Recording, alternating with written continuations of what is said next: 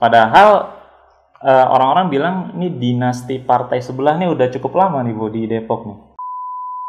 Assalamualaikum teman-teman semua, balik lagi di channel Rizky Yudo. Kali ini gua ngumpul sama orang yang akan menjadi nomor 2 se-Depok ya. Mudah-mudahan terpilih Bu ya. Gua kali ini ngumpul sama Bu Afifah. Nah, Bu Afifah ini lagi ikut kompetisi guys, kompetisi untuk jadi pemimpin di Depok Bu ya. Sama Pak Pradi ya, bermitranya nomor 1 ya. Gimana tuh kode-kodenya gimana nomor 1? Gini aja. Ya. Nomor 1. Oke, nah kali ini gue bakal ngobrol banyak sama Bu Afifah teman-teman semua. Dan FYI, katanya Bu Afifah pertama kali in frame ya di video di channel Rizky Yudo nih ya. Iya. Wah, ini sebuah penghargaan yang amat sangat buat Bu Afifah nih karena berkenan mampir di channel yang cupu. Seperti biasa guys, kalau misalkan orang mau nyalon kan pasti punya mimpi besar ya. Pasti. Nah, Bu Afifah ini mimpi besarnya 5 tahun ke depan pas sudah terpilih gimana Bu buat Depok? Pastinya karena saya pelaku usaha di Depok, saya ini berusaha di Depok sudah 20 tahun. Saya ingin membuat birokrasi yang bersih di Kota Depok, yang profesional, yang transparan. Karena Depok belum punya itu. Jadi menurut Bu Afifah sekarang belum gitu transparan ya untuk izin usaha dan kawan-kawannya ya. Oke. Belum profesional dan belum transparan. Padahal orang-orang bilang ini dinasti partai sebelah nih udah cukup lama nih Bu di Depok nih ya. Dan memang juga orang-orang merasa kayak nggak ada perubahan gitu. Nah ini dengan PDIP masuk bersama Bu Afifah dan Pak Pradi Gerindra ya. Kira-kira realistis nggak untuk mengejar mimpi besar itu Bu? Ya saya rasa harus segera dimulai. Karena kalau kita menunggu lagi, ya boleh dibilang rezim ini berkuasa lagi ya akan makin ketinggalan Depok. Jadi kalau kita lihat kota-kota tetangga kita, Jakarta ya jangan ditanya. Jakarta pembangunannya saat Pak Jokowi masif sekali. Terus belum lagi kita bisa lihat ada kota Bekasi. Ya sekarang kita udah nggak bisa ngatain Bekasi. Saya kalau ke Bekasi itu kaget juga ya, begitu pesatnya Bekasi maju. Terus juga kita bisa lihat kota Tangerang Selatan, tapi Depok ya ada di tengah-tengah yang ya buat saya masih kumuh ya Depok ini. Ya mudah-mudahan pembangunan di Depok harus segera dilakukan. Ya, ini salah satu langkah konkret dari Bu Afifah ya. Insya Allah. Pak Pradi. Nah, yang jadi pertanyaan nih Bu, kenapa sih mau pasangannya sama Pak Pradi? Padahal kan diisukannya banyak tuh dulu-dulu tuh. Iya, jadi kalau kami ini kan di partai, pastinya partai yang menentukan kami berkoalisi dengan siapa. Jadi dan saat PDI Perjuangan memutuskan untuk berpasangan dengan Pak Pradi Supriyatna dengan Partai Gerindra, pastinya saya bertemu dulu nih sama Pak Pradi. Saya samakan visi misi kami dan saya melihat Pak Pradi juga punya keinginan yang sama seperti saya, seperti masyarakat Depok yang masyarakat Depok inginkan bahwa kami ingin ada pembangunan. Pak Pradi juga setuju bahwa birokrasi harus dimulai dari birokrasi yang bersih, yang profesional dan transparan. Jadi saya yakin lah, insya Allah saya bersama Pak Pradi Supriyatna bisa membangun Kota Depok lebih baik lagi. Mantap. Satu hal nih dari visi misi dan program unggulan Pak Pradi dan Bu Afifah yang juga jadi sorotan buat saya nih. Ibu rencana mau bikin layanan satu atap ya, layanan terintegrasi untuk layanan publik, terus kayak izin-izin lain-lain ya, biar bebas pungli gitu kan.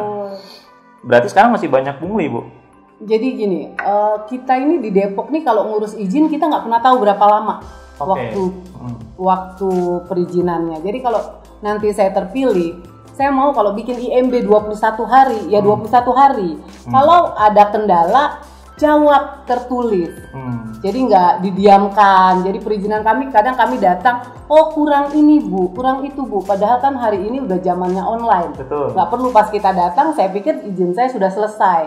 Tapi ternyata cuma ada kekurangan berkas yang harusnya mereka kasih info ke kami. Kami ada email di sana. Kami waktu ngurus izin kan kami mencantumkan email, kami mencantumkan nomor handphone. Betul. Harusnya itu kan mereka hubungi kita. Jadi memang kalau tuh nggak sampai 21 hari ada kendala, bikin surat tertulis. apa kendalanya. Kalau alasannya, kadang mereka kan alasannya, Ibu kita tidak bisa memberikan izin karena macet. Ya dijawab secara tertulis. Jadi jangan kita didiamkan, terus juga kita nggak pernah tahu izin berapa lama. Ini kan namanya nggak profesional. Betul. Ya jadi saya juga pernah melaporkan Pemkot Depok ke Ombudsman. Oh gitu. Kapan Ya, tuh, Bu? sekitar tahun PKS baru berkuasa lah, 2 tahun setelah PKS berkuasa mungkin. Pak Idris 13 tahun enggak Pak Nur Pak Nur Mahmudi. Mahmudi. 13 tahun yang lalu lah. Saya melaporkan ke Ombudsman karena memang tidak ada kejelasan. Jadi alasannya waktu itu macet. Terus ya saya mesti bertemu beberapa orang lah yang katanya bisa ini bisa itu. Dan itu nggak baik menurut saya. Jadi kalau ngurus izin ya harusnya juga kita nggak perlu lagi bertemu person to person. Betul. Ya kan mesti aja online. Jadi menurut saya ini lama dengan alasan macet, tapi di tempat sebelah saya didirikan mall. Jadi bikin minimarket itu macet, tapi kalau bikin mall tidak macet. Akhirnya enggak, bukan di daerah Sawangan. Oh, Sawangan. Jadi buat saya memang profesional itu penting. Transparan itu penting. Jadi ya kalau memang izinnya ada kendala, tolong dijawab suratnya secara tertulis, bisa di email. Tidak perlu kita menemui orang per orang. Terus juga kedepannya pastinya ya namanya satu atap ya sudah ada benar-benar di satu atap. Jadi perizinan itu kan harusnya ditulis berapa lama waktu perizinan, berapa waktu biayanya, ada telepon pengaduan di sana. Jadi orang nggak bingung ya? Iya, orang nggak bingung. Siap. Nah itu juga sebenarnya menodai saya sebagai orang IT sih, Bu. Karena di era sekarang tapi sistem informasinya tuh nggak bagus gitu. Iya, dari jadi Pemkot. dan saat saya melapor ke Ombudsman memerintahkan Pemkot Depok untuk mengeluarkan izin saya. Ya, jadi setelah Ombudsman memberikan surat tertulis ke Pemkot Depok, ditembuskan ke kami, izin saya keluar. Tidak perlu juga kita ngadu-ngadu ke Ombudsman. Kalau perizinan di Depok sudah baik. Siap. Makanya ini mau diubah ya Bu ya. Betul. Siap. Nah ngomongin perizinan nih, makin kesini kan Depok makin padat ya. Iya. Berarti mulai banyak orang ya tadi urusan perizinan kayak bikin perumahan, bikin hotel, apartemen. Kalau kata Bappenas nih Bu, prediksi 2045 itu Depok bakal jadi kota terpadat nomor 2 di Indonesia. Otomatis kalau padat kan makin macet ya. Itu gimana tuh nanti Bu Afifah? Jadi gini, Depok ini kan sebenarnya daerah penyangga ibu kota untuk pemukiman. Betul. Di awal kan seperti itu, tapi kota Depok akhirnya menjadi kabupaten kota sendiri. Kota Depok harusnya mandiri dan ya 15 tahun memang tidak ada jalan baru yang dibangun.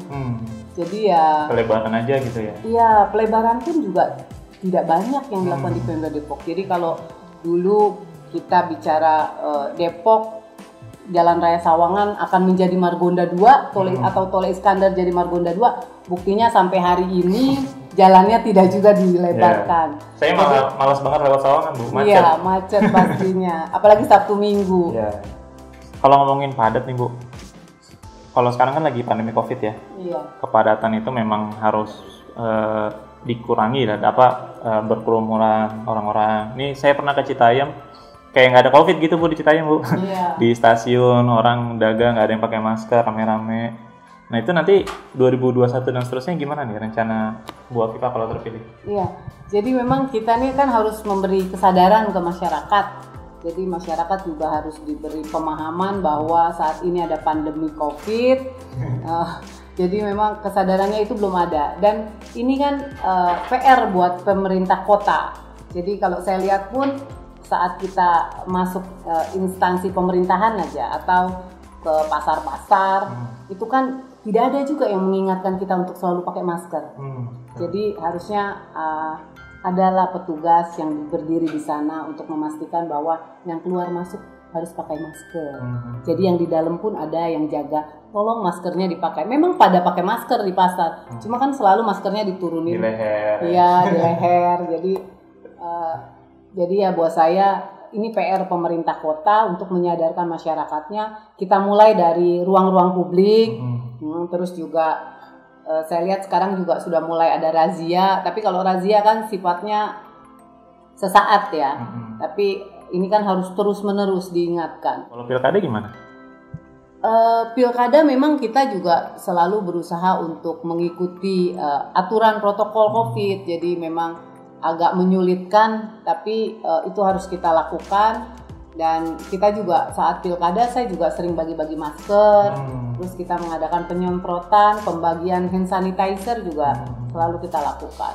Ya, hal-hal yang harus banyak orang punya sekarang Bu ya. Iya. Dan saya selalu berpesan untuk tidak bersalaman. Iya. Untuk mengurangi kontak erat ya. Betul. Tapi ya kadang saya lihat kok mimik mukanya mereka nggak suka di saat kita tidak mau bersalaman, tapi itu harus kita lakukan.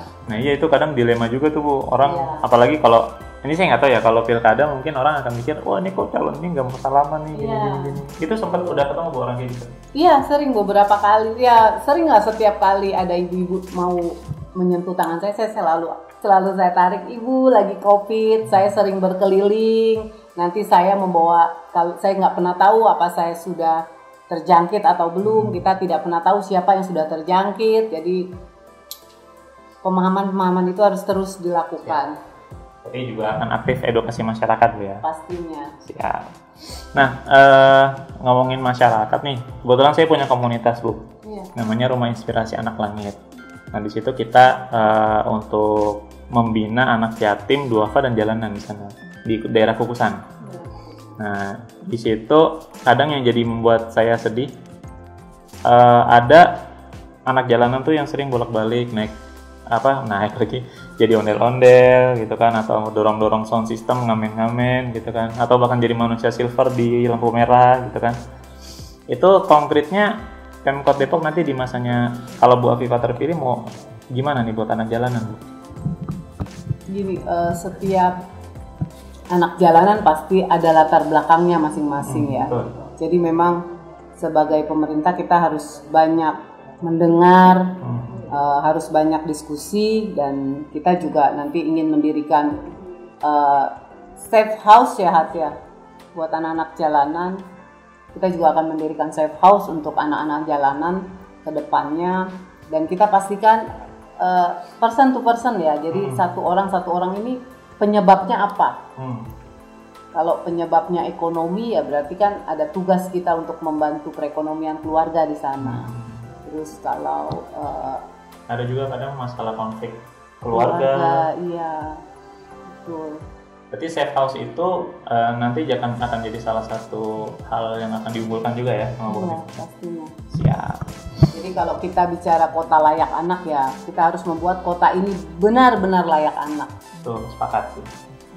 Nah terakhir nih Bu, ini sebagai seorang YouTuber Bu, meskipun subscribernya masih dikit ya, jadi tolong Anda yang nonton, tolong di-share video ini biar yang nonton banyak. Kira-kira nanti zamannya Bu Afifah terpilih di 2021 dan seterusnya, ada hal apa yang bisa dilakukan untuk teman-teman industri kreatif? Karena kan kita di YouTuber Depok ini, di komunitas, sering bolak-balik nih sowan ke Pemkot, tapi setiap mau bikin YouTube Rewind itu kadang nggak ada support tertentu, entah itu izin pakai tempatnya gitu kan, izin keramaian, atau let's say kayak support alat mungkin, atau mungkin dari pejabat yang mau in-frame kita juga nggak tahu, dan lokasi-lokasi mana yang buat mengikutkan pariwisata Depok. Nah nanti Bu Afifah dan Pak Pradi bakal gimana tuh? Jadi saat ini dinasnya juga digabung, masih dinas olahraga, budaya, dan pariwisata. Mungkin nanti kedepannya akan kita pisah, akan biar lebih fokus. Karena bidang gede-gede juga ya, bidang gede. Iya, bidang besar tapi digabung di satu dinas. Sementara kementerian juga sudah dipisah di kementerian. Jadi mudah-mudahan nanti bisa kita pisahkan. Kita juga punya rumah budaya nanti. Kedepannya kita ingin Depok punya rumah budaya, ada pusat talenta di sana. Jadi juga pastinya kalau saya butuh para YouTuber untuk mempromosikan pariwisata yang ada di Depok. Jadi buat teman-teman yang orang Depok, jangan lupa tanggal 9 Bu ya, 9 Desember datang ya. Ke TPS. Datang ke TPS. Nggak boleh golput Bu ya? Siap, jangan golput demi Depok, demi kota Depok. Mantap. Terus jangan lupa pilih nomor berapa, Bu? Nomor 1. Asik. Kampanye kita. Gak apa-apa, Bu. Ya, nomor 1 Pradi Afifah ya.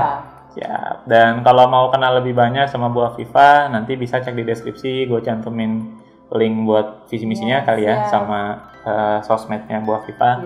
Siapa tahu ada yang belum follow juga, bisa silakan di follow. Thank you Bu Afifah udah berkenan diwawancara sama Yudo. Yang masih cukup channelnya Bu. Sampai ketemu lagi di video berikutnya. Dadah.